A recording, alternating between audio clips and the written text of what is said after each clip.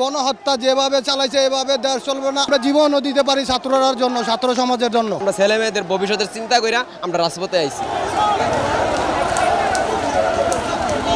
আন্দোলনকারীদের সাথে এই মুহূর্তে যুক্ত হয়েছেন রিক্সা চালকরাও। আমরা এই মুহূর্তে রয়েছি রাজধানীর শহীদ মিনারে, অর্থাৎ শহীদ মিনারে আমরা দেখতে পাচ্ছি আন্দোলনকারীরা যখন বিভিন্ন পয়েন্ট থেকে এসে এখানে স্লোগান দিচ্ছিল, তখন রিক্সা চালকদের আমরা দেখেছি তারা এখানে অনেকেই যাত্রীদের পারাপার না করেই কিন্তু এখানে এসে তারাও অবস্থান নিয়েছেন এবং আমরা দেখতে পাচ্ছি তারা বিভিন্ন স্লোগানে কিন্তু মুখরিত করে তুলছেন। রিক্সা চালকরা মূলত যে বিষয়টি বারবার বলছেন যে তারা ছাত্র আন্দোলনের সাথে তারা একাত্মতা ঘোষণা করে তারা জানান দিতে চান যে ছাত্রদের আন্দোলন, যৌক্তিক আন্দোলনের উপর নির্বিচারে গুলি চালানো হয়েছে এমনটি বলেই তারা কিন্তু স্লোগান দিচ্ছেন এবং সায়েন্স ল্যাবরেটরি এবং শান্তিনগর সহ বিভিন্ন গুরুত্বপূর্ণ পয়েন্টে কিন্তু শিক্ষার্থীরা জড়ো হয়েছিলেন। সেই শিক্ষার্থীরা দলে দলে মিছিল নিয়ে এই মুহূর্তে অবস্থান করছেন কেন্দ্রীয় শহীদ মিনারে। কেন্দ্রীয় শহীদ মিনারে তারা বৃষ্টি উপেক্ষা করে তারা স্লোগান দিচ্ছেন গুড়ি গুড়ি বৃষ্টির মধ্যে এবং মাঝে মাঝে কিন্তু মুষলধারেও বৃষ্টির চিত্র আমরা রাজধানীর বিভিন্ন পয়েন্টে দেখেছি। সেই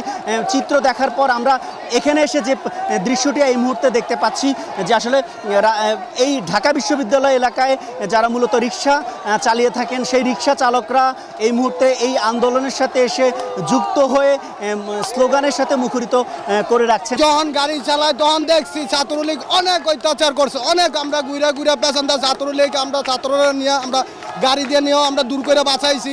কোন অনেক ছাত্রলীগরা ছাত্ররা আহত করছে। ওই দুঃখ আমরা জীবনও দিতে পারি ছাত্ররার জন্য, ছাত্র সমাজের জন্য।